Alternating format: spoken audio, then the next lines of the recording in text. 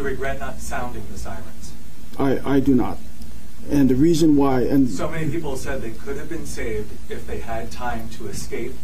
Had a siren gone off, they would have known that there was a crisis emerging. And as we know, so many bodies were found in the ground. Do you want him to give you the answer, or do you want to give? Well, then let him finish his answer. Sorry, there's a lot of people. Well, you're talking and you're not letting him talk. If you want to talk, come up here. I'm ready for the answer. Then wait. Had we sounded the siren that night, we're afraid that people would have gone Malka. And if that was the case, then they would have gone into the fire. What? If we sounded the alarm, we were worried people would run into the fire? Joining me now, Marc Morano, author of The Great Reset. Marc, let me see if I understand this right. Hawaii, their disaster relief guy set off no sirens as the fires blazed, and then when asked about it, he said he thought they just run into the flames blindly? Is that what I just heard? You know, what this is, we saw the exact same thing with COVID. Public health officials, government officials now believe in any crisis that we are morons and that we can't be left to our own devices, that we're not supposed to do anything until they explicitly tell us what to do. Mask, vax mandates, stay at home, and the idea that a warning would be bad because the government wasn't prepared to tell you exactly how to handle the warning. So we're not going to give you the warning that we could easily do, that we were claiming our warning system was the envy of the world. This was the Hawaiian wildfire and emergency response warning system, and nary a siren went off because they thought the Hawaiians were too stupid and would run the wrong way or end up getting killed, which sadly many did because there were no warnings, which their tax money had paid good money to get. And there's many other factors as well. But hey, Jesse, one thing that's really simple, why not just blame climate change? And then it's your SUV's fault and we're all responsible. And we have to go full Marxist in order to prevent the next Hawaiian wildfire and the deaths that are associated with it. This is a very telling moment. That clip you played is a good snippet into the mindset of what we're dealing with unelected bureaucrats.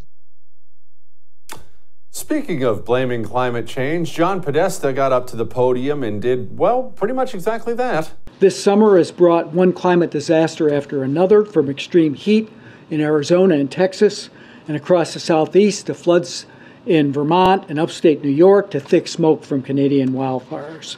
And all of us have watched in horror as the Maui fires have claimed over 100 lives, the largest loss of life of a fire in the last 100 years in America. To stop these disasters from getting even worse, we have to cut the carbon pollution that's driving the climate crisis, and that's what the Inflation Reduction Act is all about. Marc, so let me see if I understand this right. These people are so lacking in humanity that they can just see people charred to death, and immediately it's the Inflation Reduction Act and climate change. Just really anti-humans, Marc, is what they are. Yeah, they're looking for something that doesn't implicate them. We now know that this was bad land management, bad emergency system response.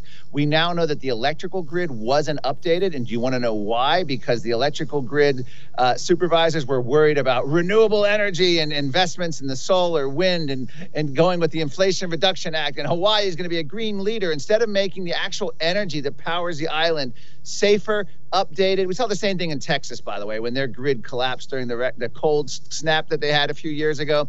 They had spent so much money on the green energy, they didn't actually make sure that they had a reliable grid with all, and even despite that, they still had fossil fuels fared the best. But in Hawaii, so many different problems. But with the Podesta clip is important here because our global ruling class is ready to pounce on this. We've already got people behind the Green New Deal now pushing Joe Biden to declare a national climate emergency. What an opportunity. A wildfire happens in Hawaii, despite the fact that wildfires are on no trend or declining trend, radically declining trends, actually, both in the U.S. and globally. And the fact that this happened because of human error all throughout the state, and you can search for it, and it's just coming up horrible facts on that, but it's much easier to do that. And then they have momentum now to declare a national climate emergency, because if they do, Joe Biden gets 130 executive powers, goes to mayors and governors. And what a better way, what a great way to find a quote, build back better aspect of the Hawaiian fire. At least some good will come of it. We can declare a national climate emergency, and we can then essentially bypass democracy again, like we did in COVID with all these new restrictions. You want to watch our special on George Washington? It's freaking awesome. Well, you can.